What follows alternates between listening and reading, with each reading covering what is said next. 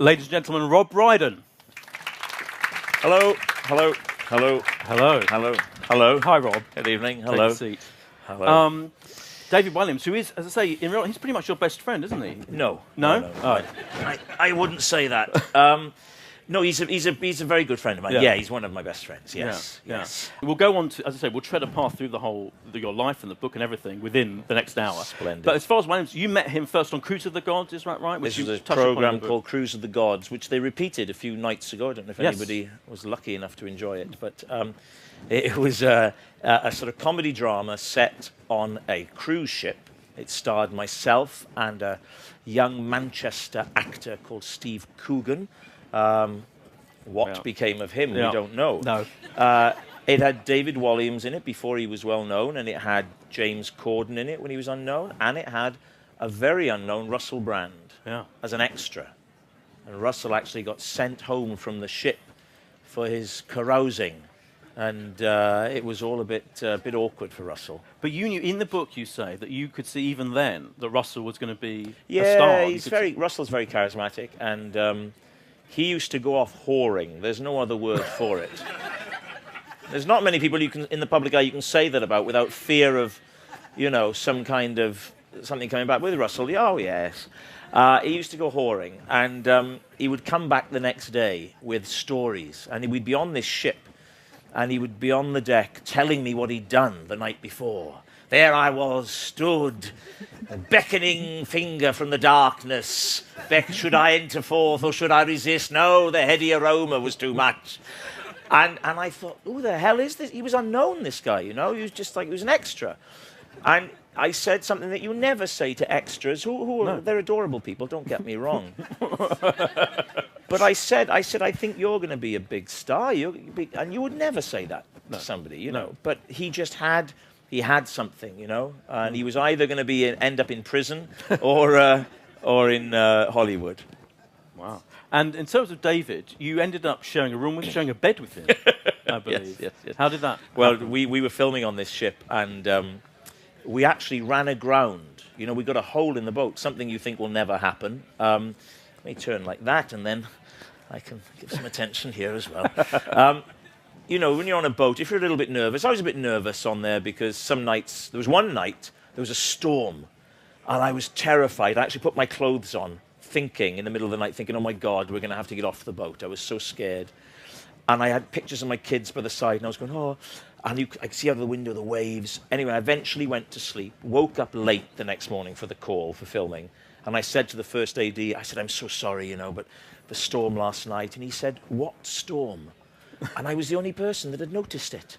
So I was ready to evacuate, and no one else had noticed this was happening.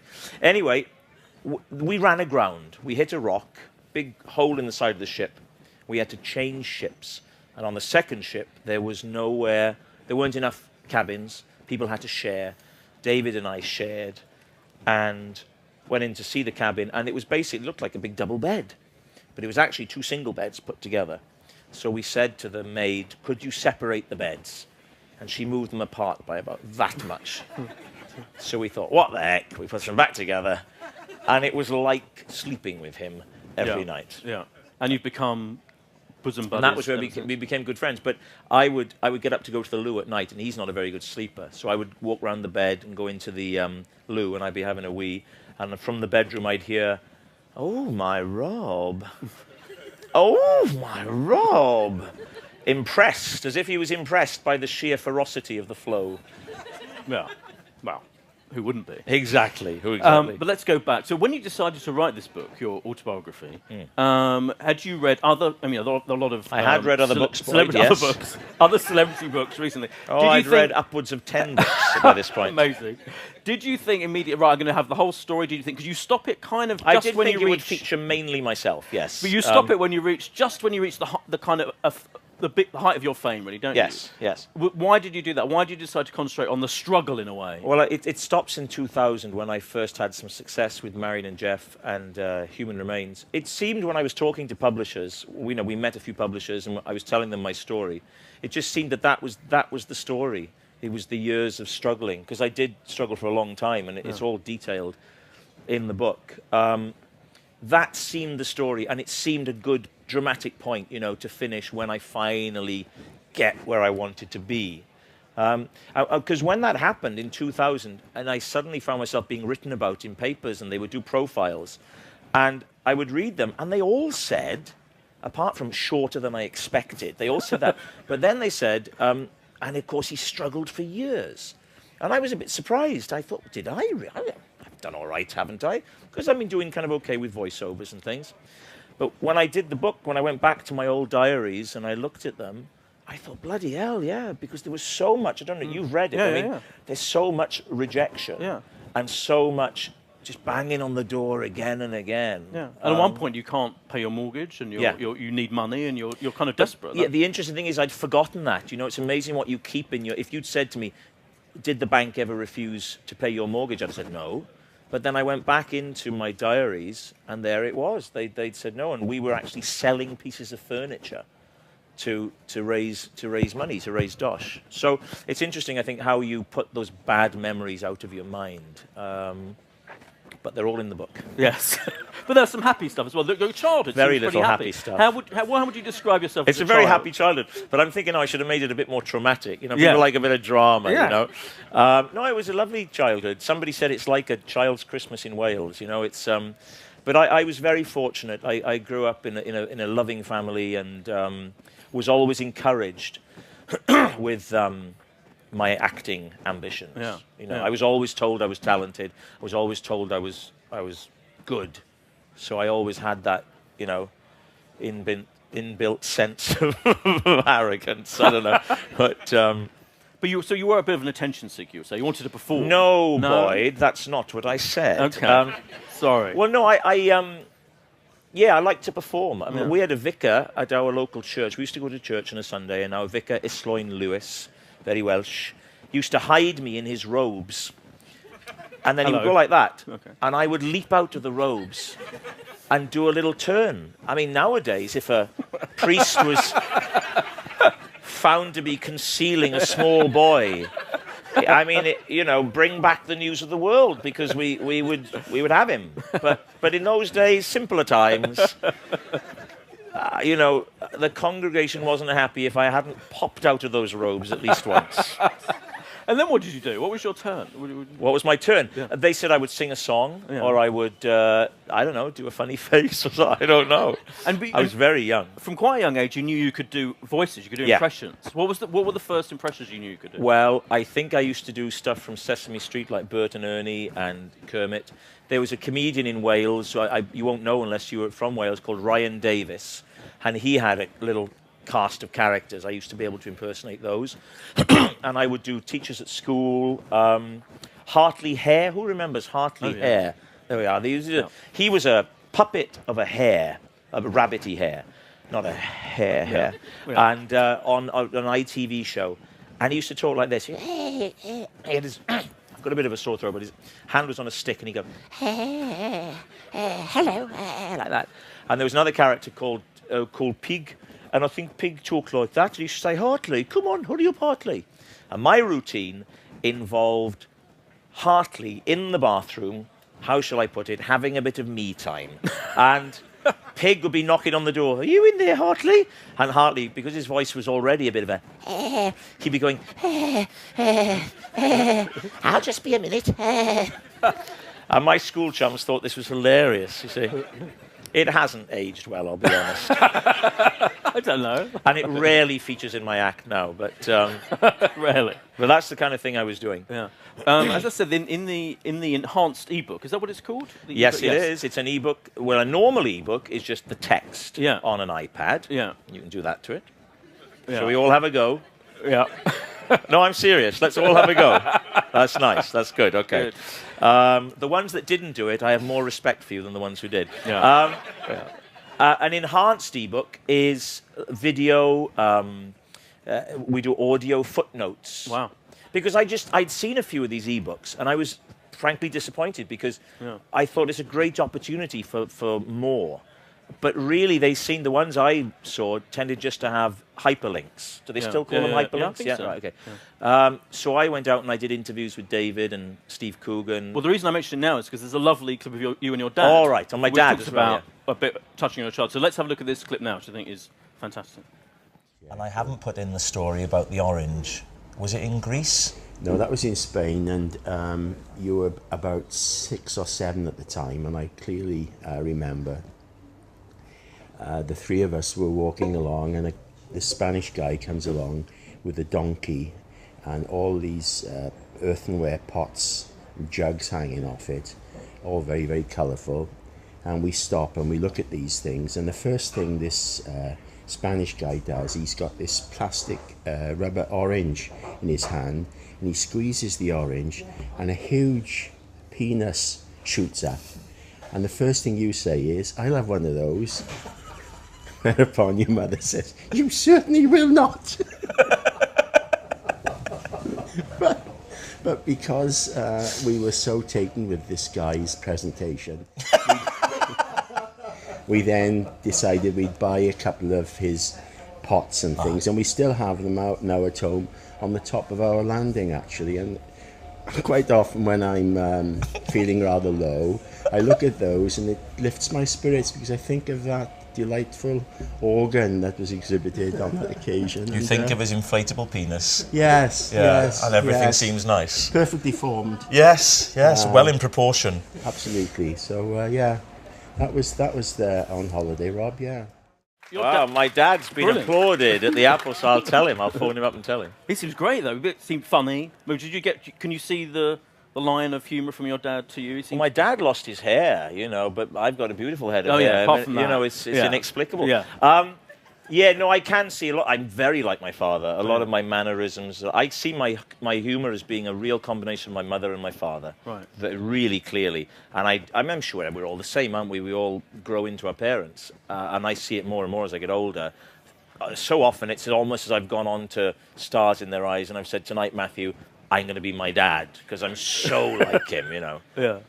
But that's nice. It's lovely. Yeah, that's lovely, yeah. I want to talk about your first kind of serious getting into performing, is like when you studied drama. Yes. And you were kind of, I thought the bit I loved in the book was when you were forced to study dance, and you didn't like it. What was wrong with you? Why didn't you want to study dance? I had no interest. When I went to drama college at the Welsh College of Music and Drama in Cardiff, 1984, hard to believe, and or not.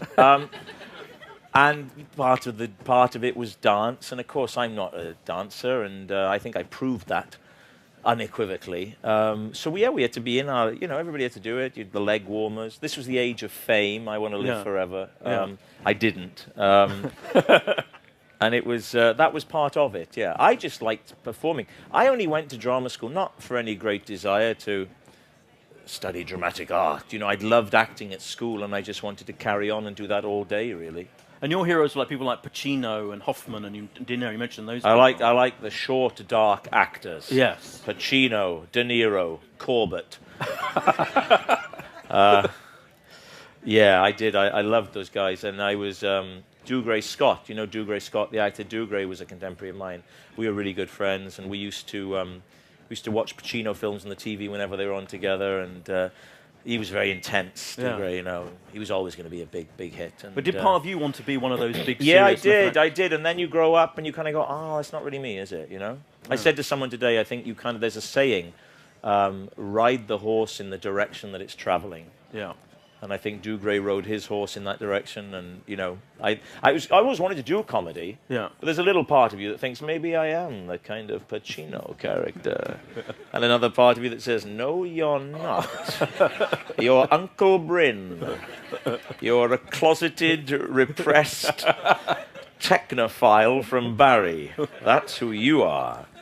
And I think you should embrace that. Yes. But did the other people in your group think, "Oh yeah, he's the funny one"? Yeah.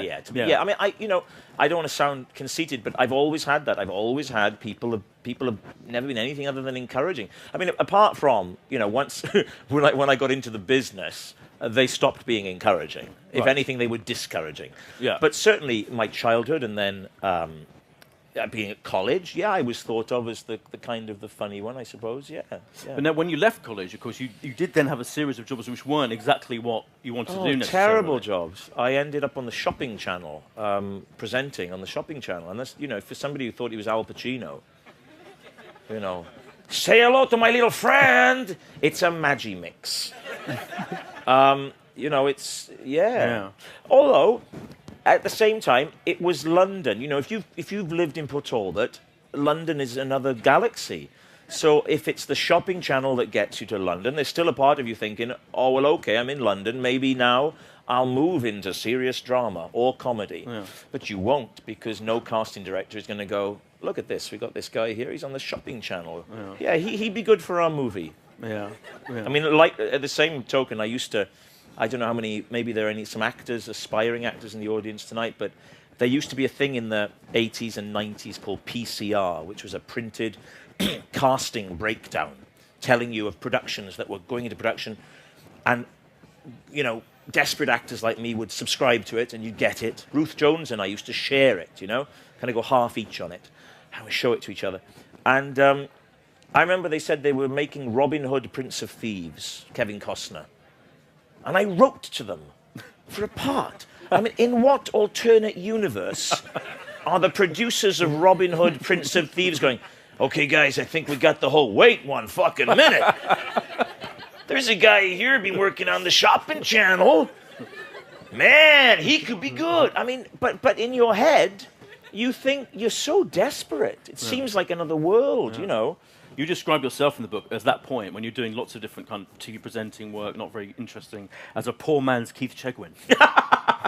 Which, rather unkindly for Keith, I usually follow up by saying, a poor man's Keith Chegwin, if such a thing could be imagined. Hello, Noel. Well, this was before the Shopping Channel. I was a sort of roving reporter. I fell into radio. I got offered a radio job. Basically, I had a comedy double act at college. And that got me noticed by Radio Wales. They offered me a regular presenting job, which I took because it was a job and it was money, you know. But then I fell into radio and television presenting, you know, this kind of and finally stories, you know, like a woman who breeds ducks in West Wales and all. And I would always try and make them funny. And my director would always try and stamp me down and just make it journalistic. Yeah. And I thought, what am I doing? When you talk about the radio set, I thought it was interesting. You talk about Jimmy Savile as being, you know, really an inspiration in some ways. Well, I'll tell you what, Jimmy Savile, I mean, some of the younger people may not know who... I'm not looking at you when I say the younger people, sir. No. That would be satirical. You know Jimmy Savile, right? So Jimmy Savile is a famous British broadcaster. And when I did this first radio job, I feel guilty for saying that, and I'm going to direct everything to you. I wish I hadn't said it. Our first radio job was doing this thing that then got me the other stuff. And Jimmy Savile was the main guest, and I was doing a turn. And Jimmy Savile said two things that I've always remembered.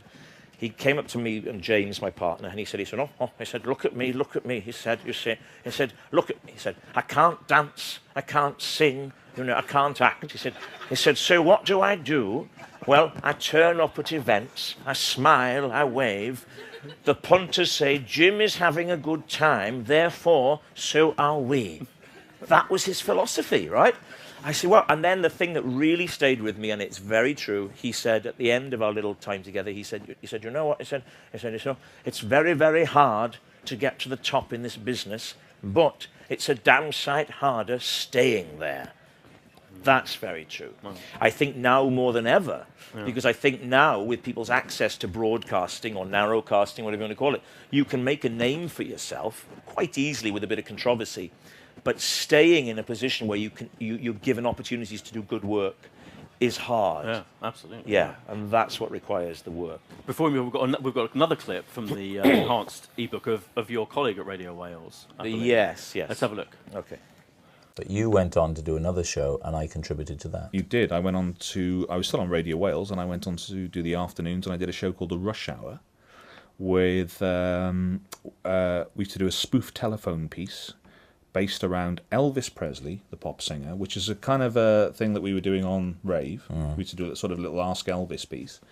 And we had an idea where Elvis was living in a house in Borth, with a bunch of celebrities, basically. So I would interview those celebrities. Basically, it was you on the phone doing this array of characters. Do you remember who we had on that? It's whoever I could impersonate. Yeah. So Anthony Hopkins. Elvis was married to Meghan. Elvis had a Welsh wife called Megan, and Al would phone up. Let's do it now then. Yeah. She phone Hello, can I? Yeah, hello. You have to go hello. As if that's you're me, answering the that's my phone. bit. Yeah, I've swapped over. Got it the wrong way around. Hello? Is that Megan Presley? Yes. It's Alan Thompson here at BBC Radio Wales. Hello, Alan. How are you, Megan? Oh, you've changed. Oh, who ate all the pies? How are you, Alan? Well, you're very well, I can see. I tell you what, if we go overboard in the ship, I'll be clinging to you for ballast. Anyway, Alan, do you want to speak to Elvis? Is he there? He is. Before I put him on, let me see who else is here. Okay. So, and then we go through the list. And it would come, hi there, can you tell what it is yet? And I'd do Rolf Harris. Rolf Harris. Who else would I do? You would do, as you say, Anthony Hopkins, who would always... Anthony Hopkins would always have received a letter from a young drama student, said, Dear Sir Tony, no need for that, don't bother, don't call me Sir Tony, it doesn't matter. Dear Sir Tony, he said, I've been awarded a place at RADA, Royal Academy of Dramatic Art, but I haven't got the money needed to pay for fees. Would you help me with a small contribution? Well, this touched me when I read it, and I went straight to my bureau, sat down and wrote on a piece of paper, No, sir, your work size, give me. And he would always ball them out, wouldn't he? He'd never give them the money. And end up doing an impression of his role on the Bounty. Yes. As, around the horns, a bit this way. Around the horn, yeah. And of course, Tom was there, Tom Jones. Yes. Al Pacino. Yes, the same ones I'm doing now. Yeah. No. And then we'd always finish with Elvis, and it was a kind of late Elvis, a drugged up Elvis, wasn't it? Yes, it was a later Elvis. Can I come on the phone like this and talking this way, but I don't know, sir. I just want to entertain. That's all. And then he would do a version of with you on the guitar. Yeah. But it was meant to be me doing a version of a popular song of the day in a kind of odd way. Oh, thank you very much. Thank Do you. you practice your impersonations? You spend hours practicing? They are incredible. No, not really. They just come to you naturally. Yeah, I just do people I like. So it's very much the sincerest form of flattery with me. You know, if I'm doing somebody, I like them. Yeah. What would you say was your big break, though, as in getting you to the point where you were on TV, as we know you now? Well, it was Marion and Jeff and Human Remains. Yeah. That got me opportunities, and since then I've not really looked back. And then Gavin and Stacey took it to another level. How did that happen? How did Marion and Jeff, for example? You came up with Keith Barrett, the character. I'd had the character of Keith Barrett for some time. I used to do it with Al on the radio. Excuse me. And then I was trying to get acting work, and I couldn't get anything decent. I was getting little parts in some sitcoms and stuff, but nothing that ever gave me any momentum. And as an actor, you want momentum in your career. You want things to start moving, and people to get excited about you, and opportunities to come your way. And it's very hard. So I got out of the blue. I had a call from a casting director I knew saying that there was a film being made called Lock, Stock and Two Smoking Barrels, and the role that I could read for was the nerdy traffic warden. And I nearly said no, because all the roles I was getting were nerds. I say in the book, I think that when you're at drama school, you play a lot of roles, and that's all well and good, but it gives you a very false sense of your future career, because once you're out of college, you basically will play the roles that you look like. And you better know what you look like and not be under any illusions. Unbeknownst to me, I looked like a nerd.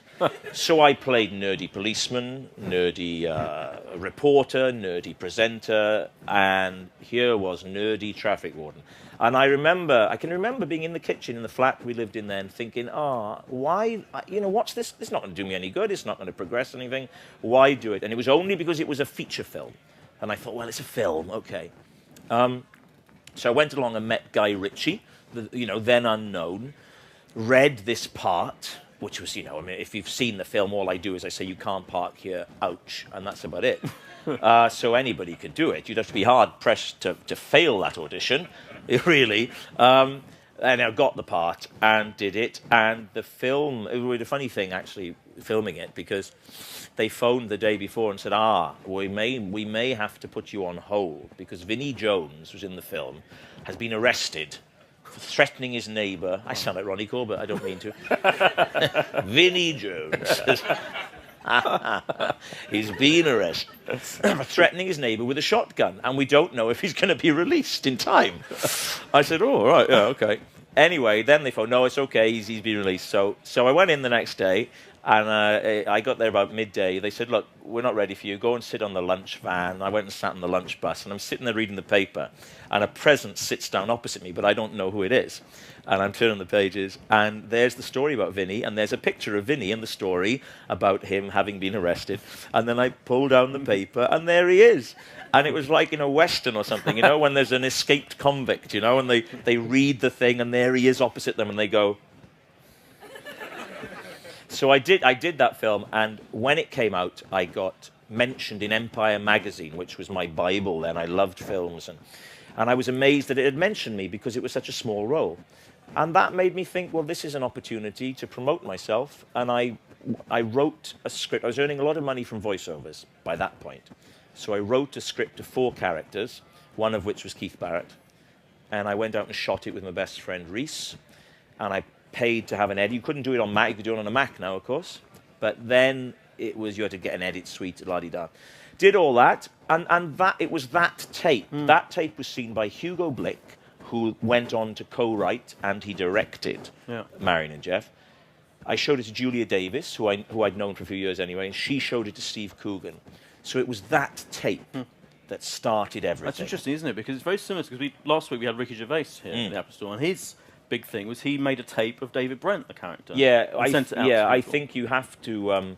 it's so easy because, you know, if you can show someone a DVD or something, and if they like it, they like it. Yeah. The hard thing is getting them to show them something they like. But if they see something and they like it, well, there it is. Yeah. It's formed, you know, and it's ready. Yeah. And that was what Hugo and I then... Hugo was at the BBC. He had some money available to make a pilot. We developed the character together. Steve had just formed Baby Cow Productions, his partnership with Henry Normal, and he got it produced. He got it made. And both of those shows, Human Remains and Marion and Jeff, ended up almost arriving at similar time, didn't they? You were suddenly there. I had a run, and at the time I wasn't happy because Marion and Jeff was 10 weeks. It was 10-minute shows, 10 episodes. It went out from September, and then just before that finished, Human Remains started.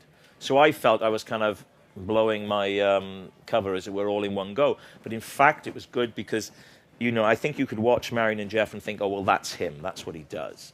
But then Human Remains showed me doing 6 different characters. So that was quite... And they were both incredibly well received, I think. They won a lot of awards, and I had great reviews. And it was amazing. I mean, it was a real kind of, whoa. Yeah. You know, because I'd been... And you'll see if you steal the book, you'll see that it was... I mean, I really had been slogging away for years trying to get ahead, you know. So it must have been must have been overjoyed. Do you remember when you read the first reviews, for example, of Marion and Jeff and Human Remains, what you thought, how you felt? I smiled. Yeah, it was great. Yeah, it was great. I remember the morning after Human Remains started, I was in Brighton, and Julia and we were still maybe editing some of it, perhaps. We went to a cafe and got these reviews out, and they were fantastic. I mean, the Times review was out of this world, right? And we were feeling very full of ourselves. And somebody came into the cafe and said, "Excuse me," and I think I went, "Yes," waiting for the compliment. And he said, "I've just put my car on a yellow line. Could you keep an eye on it for me?" So I learned then never to take anything for granted. Brilliant. I'll give you guys a chance to ask questions in a minute, so be thinking of anything you want to ask. In the meantime, I think you're going to read some of... I'll read a little bit. Because you can obviously download the book from iTunes, and you can get the audio version, which I've got, which is amazing. 8 hours it is of you reading the audio. Is it 8 hours? 8 hours, Oh, my God. Amazing. Right. Well, there's a bit that I really like. Is a bit when I was 16, I worked for a while in a nightclub in Port Talbot, in a disco it was called then, called the Troubadour. And this is me now reading that bit of the book. I haven't started yet. Here we go. The Stoneleigh, now that's another club from earlier in the book, so imagine you're aware of that. The Stoneleigh was one of the very few, I'll try to do it not as Ronnie Corbett, the Stoneleigh was one of the very few nightclubs at which I spent any time as a teenager, because I didn't drink as a teenager. And that's me adding on, and that's not in the book. If I go like that, okay, that's added. Don't buy the book and then go, it doesn't say that. Refund. The other was the Troubadour in the Aberavon shopping centre, where I worked weekends while in the sixth form. Seeing the name of the place in print is a little misleading, lending it an undeserved air of sophistication when you bear in mind that the glasses were made of plastic. If readers are at all familiar with a nightclub called the Troubadour, it's more likely to be the one found on Santa Monica Boulevard in Los Angeles, a legendary venue famous for the role it played in launching the careers of, amongst others, Elton John, James Taylor and Carole King. To really appreciate my memories of the Port Talbot Troubadour, it's vitally important that you clear your mind of any thought of the Los Angeles venue. They were very different.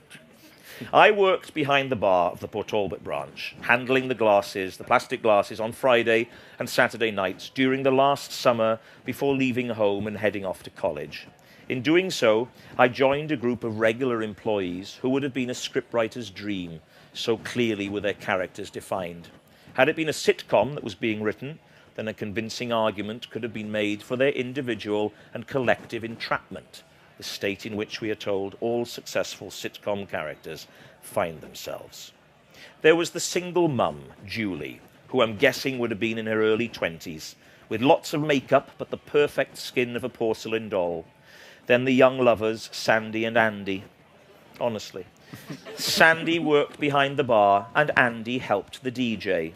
Open brackets. Did he? I don't know how anyone writes an autobiography without a team of helpers. Close brackets. And then there was Barbara, the older, matriarchal member of the team. Was she 40? Was she younger? I don't know. I was 19. It was ages ago. I do remember her regarding me with amusement as a nice boy who'd lived a pretty comfortable life up till now and had perhaps not experienced much of the earthier side of life. I can't remember what it was exactly, but one evening she responded to something I said with an emphatic, "What you need is a good fuck."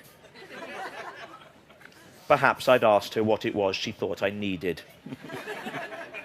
The resident DJ at the club was a jovial fellow with the violently heterosexual name of Roger Knight. He worked on a raised dais from where he enjoyed a panoramic vista that encompassed the entire dance floor and most of the rest of the club.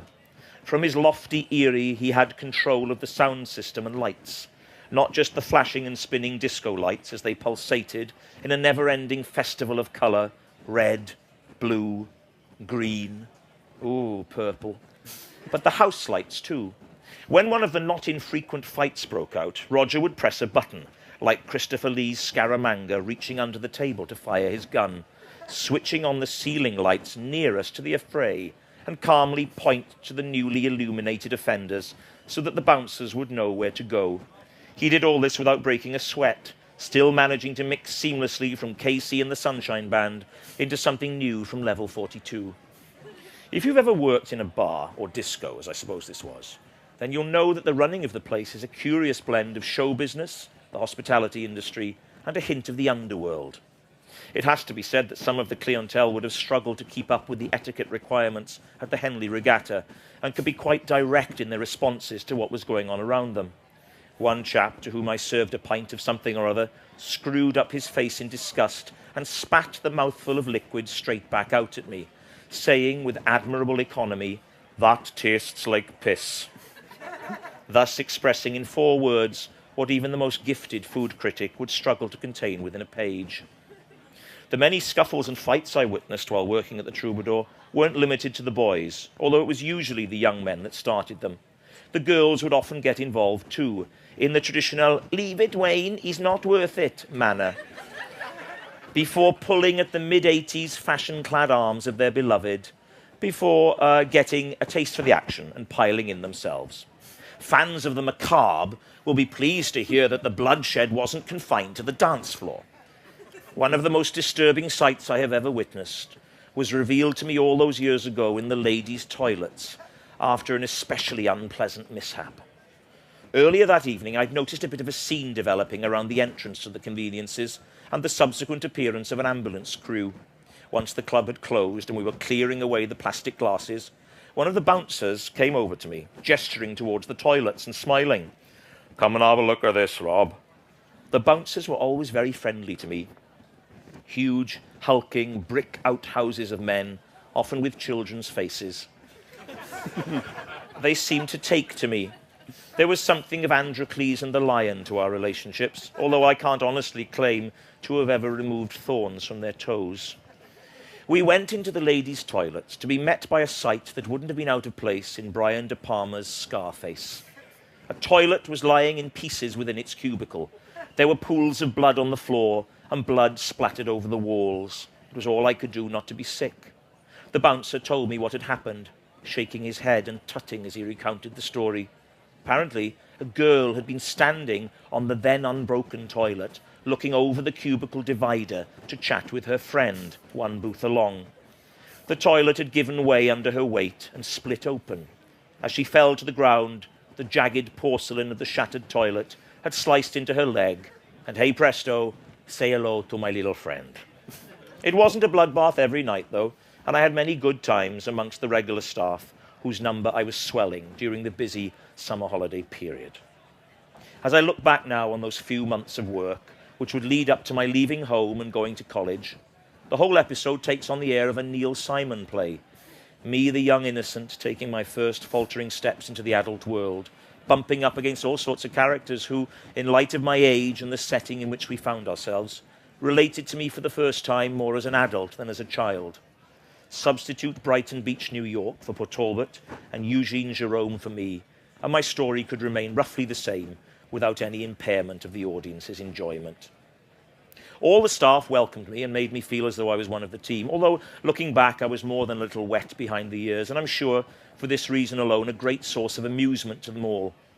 I was yet to be initiated into the ways of the fairer sex, with no sign of a girlfriend on the horizon, despite many efforts on my part to woo my classmates at Porthcawl Comprehensive, all of whom seemed to have taken a vow of abstinence when it came to anyone answering my description. But surely, you protest, working in a nightclub must have presented you with some opportunities to explore new possibilities. You'd think so, wouldn't you? If I might be permitted to employ the terminology of the football fan for a moment, perhaps I can relay to you an episode in which it can be said I missed an open goal. It was Hawaiian night at the Troubadour, an exciting prospect for staff and locals alike.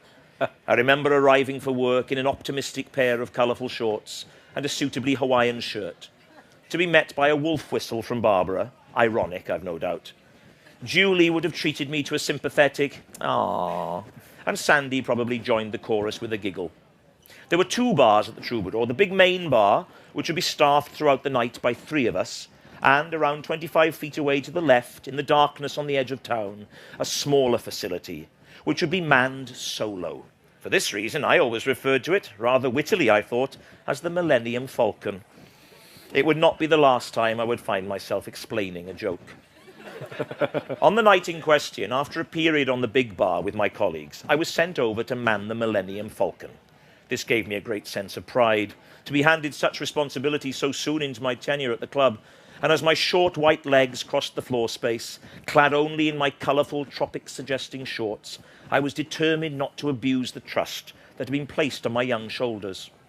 Now, the thing to remember about the smaller bar was that you were on your own, and the till was your sole responsibility. If there were any mistakes or discrepancies at the end of the evening, they were down to you and you alone. It was expected that you would make good any shortfall, a serious proposition given the modest wages that the job provided. With this in mind, I was extra careful to give the correct change and to always keep an eye on the till, which was positioned behind and to the right of me, lest someone attempt to dip their fingers therein.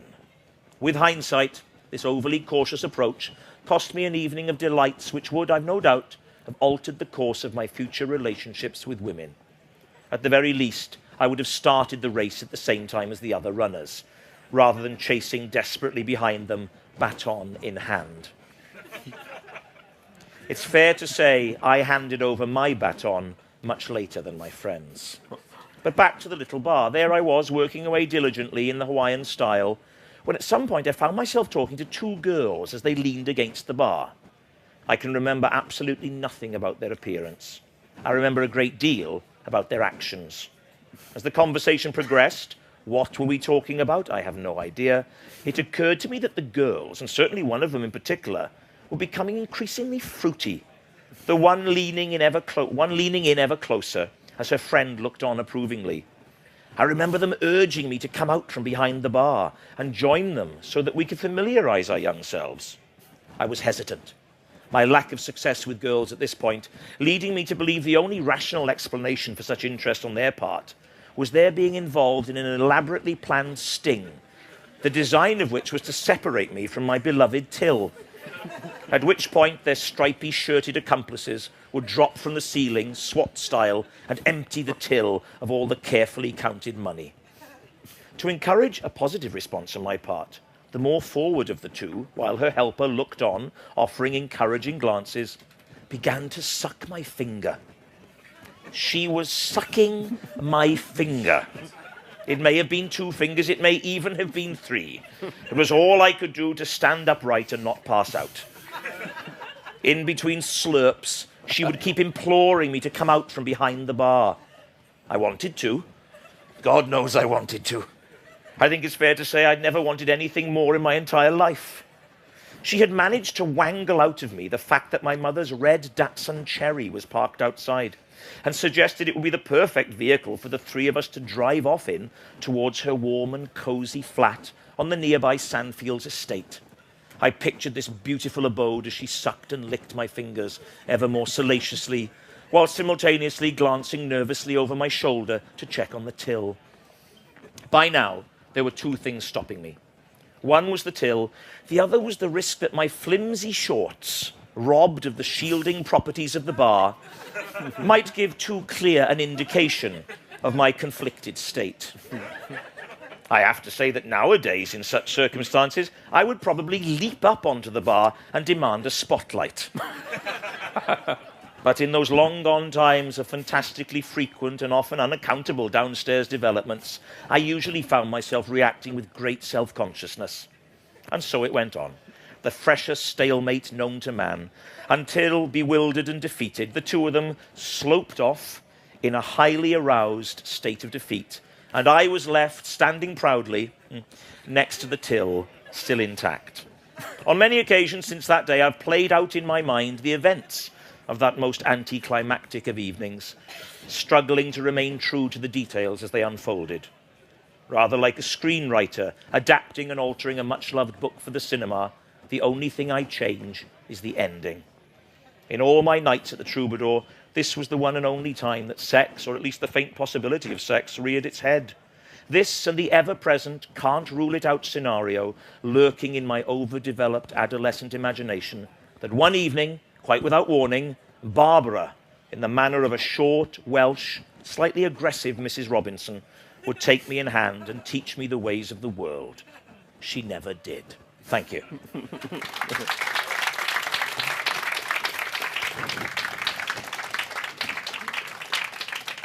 Brilliant. And you can listen to 8 hours of that if you download the audiobook. So we've got... I have to say, I wasn't intending to read for that long. I do apologise if you thought for a minute I was going to do the whole book.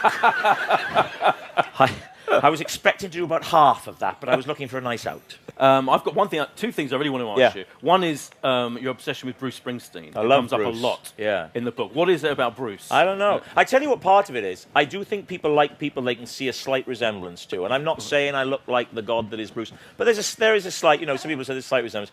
I mean, not as much as there is with Anton Dubek, I'll give you that. But I do seriously think that people look at young actors, you ask people who they like, and they look to people that they can see a bit of themselves in. I think there's a kind of wish fulfillment, a bit of narcissism. It's a whole combination. But I've loved Bruce for a long, long time, and in the book I talk about my love of Springsteen and my eventual meeting with him, which was as anticlimactic. He came over for the Darkness on the Edge of Town documentary, and I know a man who knows him, so I got introduced, and I was a bit pissed, and I said, I thought, what am I going to say? I prayed that maybe he'd seen The Trip on an airplane or something. You go, all right, you're that guy. How you doing? All right. Good luck with the new series of Strictly Come Dancing. and I went up to him, and I said, somebody said, my friend Mark Hagan said, Bruce, this is Rob, very famous comedian in Britain. And he went, all right. And I said, Bruce, it's really, and I gripped his hand a bit too tightly, really, really, really, really, really good to meet you. And he went, all right. He does that laugh, you see. And I thought, oh, and then to make it worse, I said, thanks for the moments. Just to make sure he left our encounter convinced that he'd met a lunatic. And you mentioned the trip in that thing. I mean, for me, I love all of your stuff, obviously. Of course you do. Of course you do, Boyd. I watch it constantly. Some of it, though, I've noticed has only got 3 stars. That's another hardly story. anything. Hardly anything.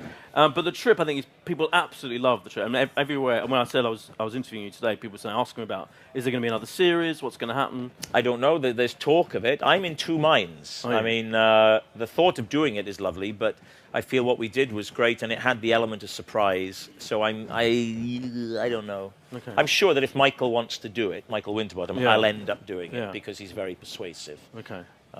Yeah. I hope so. And any more questions? Yes. Ah, they're all up now. they're coming. That's better. Start with you in the front. Hello, Rob. Hi there. Hello. Hey. Hey. Hey, it's nice to be talking with you. Yeah, great to have a fellow Welshman in the audience. Yeah. I have such an ear for accents. I really can pick the slightest thing. Yeah, I just wanted to ask, as a young actor, if you Thank were to you. try, Bless you. I'm 46. This light is very kind. I guess what I want to ask is, if you were trying to break into the industry now, Oh God.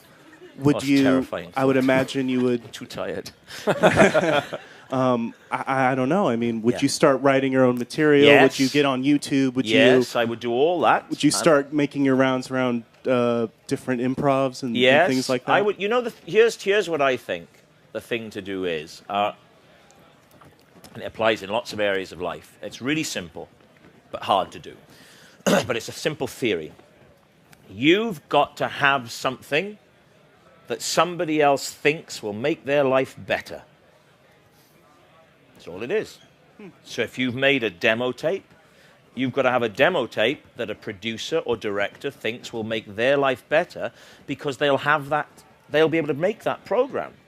You've got to see something. It's as simple as that. Or if you're auditioning for a play, you've got to make the director think, well, if he or she were in my play, it would be a better production. I really think it does come down to that at the end of the day. And that's hard to do, of course. Not easy to do.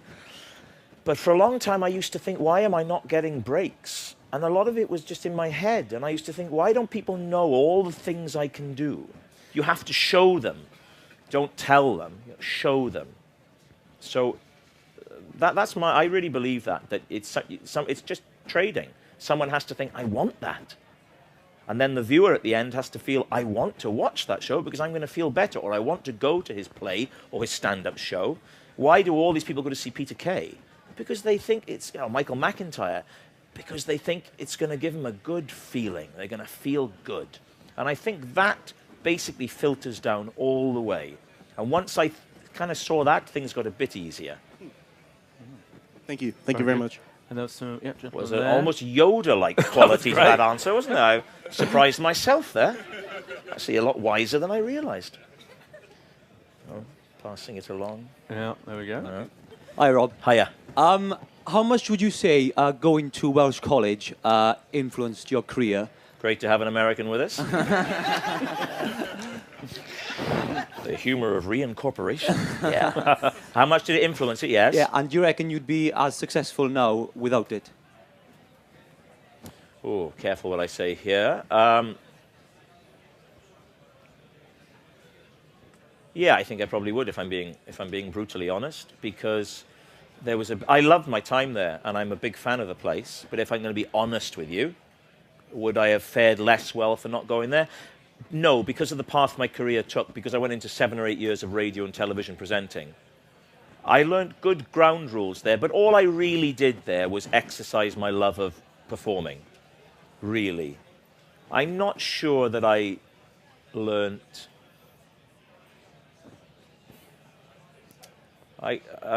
no, yeah. It's a great place. I don't know how much. I've just worked with Ken Branagh in, I call him Ken, in a play in Belfast. And he used to tell me about what they did at RADA. And it seemed, I mean, I'm talking about 30 years ago. And it seemed a lot more tougher there. I loved my time at the Welsh College, and I came out confident, so that's important. They didn't do that thing of breaking you down and building you up again, which I know some of the more extreme colleges do. Really, you know, being at drama school is a chance to practice. Because once you, Dustin Hoffman said a great thing. He said, you know, he said, when you're, I won't do that. He said, when you're a painter, you can paint. And when you're a poet, you can write poetry. But if you're an actor, it's kind of hard to act without looking like a lunatic. So that's what being in a drama school gives you the chance to do, is to practice. But I loved it there, and I'm doing an evening there soon. So let me make that very clear. I loved it there. We've got time for a couple more questions. Lady there, yeah. Thank you. Hi, Rob. Hi. I saw you on Saturday and Sunday in Belfast. Did you? Painkiller, and I loved it. Thank you. This is the play I was doing in Belfast. It was a farce with Ken. You enjoyed it, did you? I did. It was absolutely fantastic. Oh, I lovely. laughed Thank you like very I've much. never laughed for Thank about you. a year. So did you enjoy stage acting? Is there going to be some more of it? I loved it. And I is loved the Painkiller going to transfer? Possibly, maybe. We don't know, but maybe. I loved it. I'd never done a play since college, really, you know. So it was quite a new discipline, being part of a company, you know, not just being on your own on a stage as a stand-up where you can do whatever you want. Here, you didn't want to drop the ball for the team. But in acting with Branagh, you know, I mean, there's so much to learn, you know, from him. And he's a lovely man. And I loved it. I've lost my voice a bit because I shout a lot in the play. The gentleman there. Yes, final one, I'm afraid. We've got to go after this. Hello, good timing. Hey, well. Hello. Of all the things you've done, Yes. you know, television presenting, now acting, writing a book, etc., what do you enjoy the most, and where are you going to go in the future? What is your next big project? What do we look forward to? I don't know, really. I mean, this year has been all about writing the book and then building up to doing the play. Next year, I've got some holiday time booked in, and then I don't know. I mean, I have these things like Would I Lie to You, the panel show. I don't know if that's going to come back. I'll wait and see. My talk show, I don't know if that's going to come back. We'll wait and see. The Painkiller, I don't know if we're going to do more of that. I'll wait and see. You know, the cornflakes are there though. That's that's a definite. Going to be shooting some more of those pretty soon. So I don't know. I mean, it's a boring answer. I genuinely do like everything. I took so long struggling to get to a place where people were offering me work. And I've always liked a lot of things, you know. I've always loved talk shows. You know, I go onto YouTube now and I look up Martin Short on David Letterman and people like Charles Grodin and Don Rickles. And I love all that. So I kind of do a bit of everything. So there's the danger of being a jack of all trades, but who cares, because I'm enjoying it, you know. And I made a conscious decision about 4 years ago, actually, that I would do everything that I liked, that I had the opportunity to do, rather than holding back and saying, I'm just going to be an actor. Because I thought I enjoy it all. So, yeah. Brilliant. Thank you. Well, that's all we've got time for, I'm afraid, but great last question. Thanks to you all for coming. Bit of edge to it, I like that. It was an exciting question. Thanks to you all for coming. The book is available to download in various forms on iTunes, and it is brilliant. I particularly recommend the audio version, that's just me. And all that needs to be said is thanks to Rob Brydon. Thank you very much. Thank you all as well for coming. Thank you very much indeed. Here as well. You know, when you're on a boat, if you're a little bit nervous, I was a bit nervous on there because some nights, there was one night, there was a storm, and I was terrified. I actually put my clothes on, in the middle of the night, thinking, oh my God, we're going to have to get off the boat. I was so scared. And I had pictures of my kids by the side, and I was going, oh, and I could see out of the window the waves. Anyway, I eventually went to sleep, woke up late the next morning for the call, for filming, and I said to the first AD, I said, I'm so sorry, you know, but the storm last night. And he said, what storm? And I was the only person that had noticed it. So I was ready to evacuate, and no one else had noticed this was happening. Anyway, we ran aground. We hit a rock, big hole in the side of the ship. We had to change ships. And on the second ship, there was nowhere, there weren't enough cabins. People had to share. David and I shared and went in to see the cabin, and it was basically, it looked like a big double bed. But it was actually 2 single beds put together. So we said to the maid, could you separate the beds? And she moved them apart by about that much. So we thought, what the heck? We put them back together. And it was like sleeping with him every night. Yeah. And you've become bosom buddies. And that was where we became good friends. But I would get up to go to the loo at night, and he's not a very good sleeper. So I would walk around the bed and go into the loo, and I'd be having a wee. And from the bedroom, I'd hear, oh, my Rob. Oh, my Rob. impressed, as if he was impressed by the sheer ferocity of the flow. Yeah. Well, who wouldn't be? Exactly. Who exactly? But let's go back. So when you decided to write this book, your autobiography, had you read other? I mean, a lot of. I had read other books, other celebrity books recently. Oh, I'd read upwards of 10 books by this point. Amazing. Did you think immediately, right, I'm going to have the whole story? Did you think? Because you stop it kind of just I did when think you it reach. would feature mainly myself. Yes. But you stop it when you reach the kind of the height of your fame, really, don't you? Yes. Why did you do that? Why did you decide to concentrate on the struggle in a way? Well, it stops in 2000 when I first had some success with Marion and Jeff and Human Remains. It seemed when I was talking to publishers, we met a few publishers and I was telling them my story, it just seemed that was the story. It was the years of struggling, because I did struggle for a long time, and it's all detailed in the book. That seemed the story, and it seemed a good dramatic point, to finish when I finally get where I wanted to be. Ladies and gentlemen, Rob Brydon. Hello. Hello. Hi, Rob. Good evening. Hello. Take a seat. Hello. David Williams, who is, as I say, in real, he's pretty much your best friend, isn't he? No. No? Oh. I wouldn't say that. No, he's a very good friend of mine. Yeah, he's one of my best friends. Yes. We'll go on to, as I say, we'll tread a path through your life and the book and everything within the next hour. Splendid. But as far as Williams, you met him first on Cruise of the Gods, is that right? This was a program called Cruise of the Gods, which they repeated a few nights ago. I don't know if anybody was lucky enough to enjoy it, but it was a sort of comedy drama set on a cruise ship. It starred myself and a young Manchester actor called Steve Coogan. What became of him, we don't know. No. It had David Williams in it before he was well known, and it had James Corden in it when he was unknown, and it had a very unknown Russell Brand as an extra. And Russell actually got sent home from the ship for his carousing. And it was all a bit awkward for Russell. But you knew, in the book you say, that you could see even then that Russell was going to be a star. Yeah, Russell's very charismatic, and he used to go off whoring. There's no other word for it. There's not many people in the public eye you can say that about without fear of, some kind of something coming back with Russell. Oh, yes. He used to go whoring, and he would come back the next day with stories, and we'd be on this ship, and he would be on the deck telling me what he'd done the night before. There I was, stood, a beckoning finger from the darkness.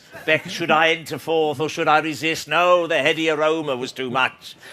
And I thought, who the hell is this? He was unknown, this guy, He was just like, he was an extra. And I said something that you never say to extras, they're adorable people, don't get me wrong. But I said, I think you're going to be a big star, and you would never say that to somebody, But he just had something, and he was either going to end up in prison or in Hollywood. Wow. And in terms of David, you ended up sharing a bed with him, I believe. Yes. How did that Well, happen? we were filming on this ship, and we actually ran aground. We got a hole in the boat, something you think will never happen. Let me turn like that, and then I can give some attention. Because when that happened in 2000, and I suddenly found myself being written about in papers, and they would do profiles, and I would read them, and they all said, apart from shorter than I expected, they all said that. But then they said, and of course he struggled for years. And I was a bit surprised. I thought, did I? I've done all right, haven't I? Because I've been doing kind of okay with voiceovers and things. But when I did the book, when I went back to my old diaries and I looked at them, I thought, bloody hell, yeah, because there was so much. I don't know, you've read it. There's so much rejection and so much just banging on the door again and again. Yeah. And at one point, you can't pay your mortgage and you need money and you're kind of desperate. Yeah, the interesting thing is I'd forgotten that. It's amazing what you keep in your... If you'd said to me, did the bank ever refuse to pay your mortgage? I'd said no. But then I went back into my diaries, and there it was. They'd said no, and we were actually selling pieces of furniture to raise money, to raise dosh. So it's interesting, I think, how you put those bad memories out of your mind. But they're all in the book. Yes. But there's some happy stuff as well. Your childhood very seems little pretty happy stuff. How would you describe yourself it's as a very child? happy childhood, but I'm thinking I should have made it a bit more traumatic. People like a bit of drama. Yeah.